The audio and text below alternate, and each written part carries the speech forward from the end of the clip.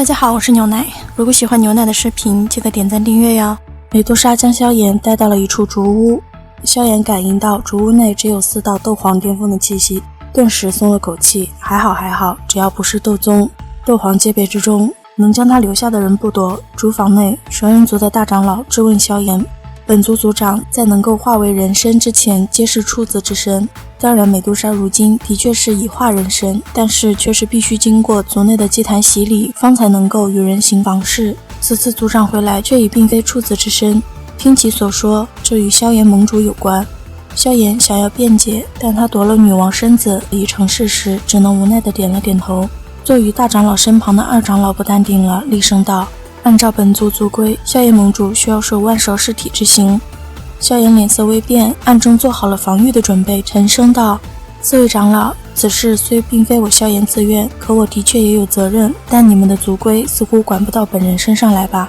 若是真要强来，那萧炎可不会束手就擒。”一旁的美杜莎并不想见到萧炎与长老们闹得这么僵，正想开口说些什么，就见大长老挥了挥手道：“算了，不吓唬你这小子了。如今蛇人族与加玛帝国联盟，日后蛇人族说不定还需要你这炎盟盟主照料，我自然不会让你去受什么万蛇尸体之刑。”萧炎一听，心中一喜，连忙笑道：“那长老们此次将我叫来是为了？”4名长老相互对视了一眼后，缓缓道：“此次给族长洗礼之时，我4人用秘法在族长腹中探知到一道微小的生命气息，似乎有些像怀孕的征兆。”这话一落，顿时犹如晴天霹雳在萧炎与美杜莎的耳边炸响。萧炎有些想跳脚，这都是第一次，哪就有这么巧？美杜莎也愣住了，半天说不出话来。平日里杀伐果决的她，在这种事情上却犹如一个惊慌失措的小女孩一般。半晌后，萧炎才回过神来，有些含糊的道：“那个大长老是不是感应错了？距上次弟弟之事后，差不多已经1年多时间了。据我所知，怀孕似乎不需要这么长的时间吧？”大长老摇了摇头道：“蛇人族与人类并不同，而且族长这次的进化体更是远古异兽吞天蟒，自然是有些异于常人。怀孕1年乃至几年的事，也并非什么稀罕事。”听得这句话，萧炎的冷汗顿时就流了下来。大长老，你们应该是感应错了吧？为什么这事连我都是不知情？美杜莎从呆滞的状态中回过神来，急声道：“那道生命气息很是微弱，若非我们使用秘法查探，也是很难感应到。你未曾有所察觉也是正常之事。至于这道细微的生命气息究竟是不是怀孕的征兆，的确还有待查探。不过此事若是真的话，那么我蛇人族又将会出一名拥有美杜莎血脉的传人，这可是族中决定大事。”大长老解释道。听到这里，明白这事儿还没有真正确定，萧炎和美杜莎都松了口气，瞥了萧炎一眼。大长老道：“此事是我蛇人族的决定大事，美杜莎血脉异常强悍，所以婴儿尚还在母体之时，便是需要无数灵丹妙药滋养。如此一来，日后婴儿出生，实力也将会越加强横，潜力也是极为恐怖。而按照族内秘法，美杜莎婴儿的滋养分为上中下3等，用这3等所培育出来的婴儿，也是潜力各不相同。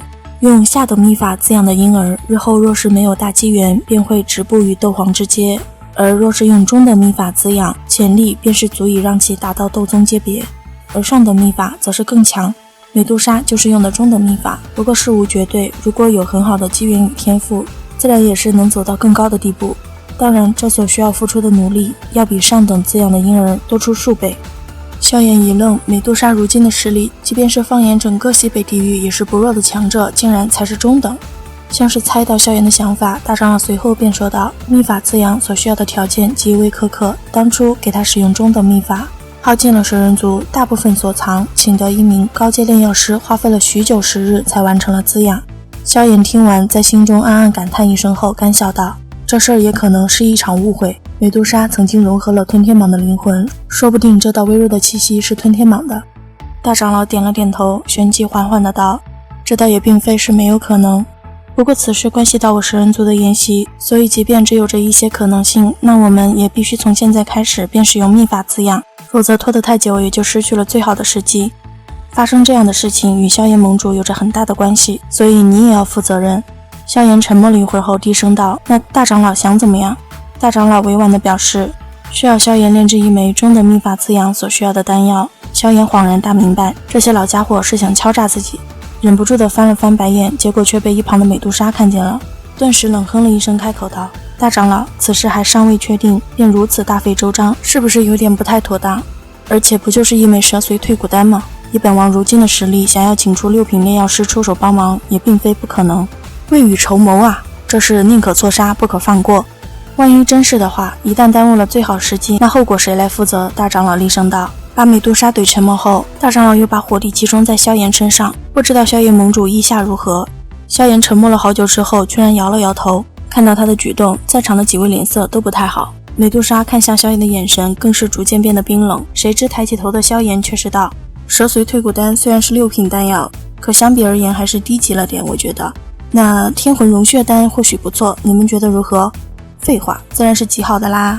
其实对萧炎来说，他是很对不起薰儿的，而且一点都没有当爹的觉悟，但意外已经发生了，如果真的有宝宝了，那老子为儿子做点事是天经地义的。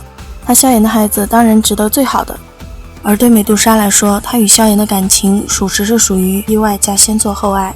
发生那事之后，萧炎的态度就是一味的推脱，说自己也是无意识的，从未有过真正意义上的道歉与补偿。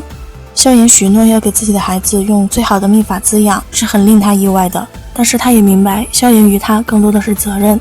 于是在萧炎与大长老约定好2年之内将天魂融血丹送来后，出了主坊，他就对萧炎说，如果属实，你只要炼制出1枚天魂融血丹就好，其余的你可以不用管，不用担心本王会纠缠于你，我没那兴趣。等日后你将天魂融血丹炼制成功，你想去哪儿便去哪儿，无人阻你。如果真是新一任美杜莎血脉的话，我与蛇人族会全力培养他。见萧炎皱着眉又苦着脸，半晌没说话。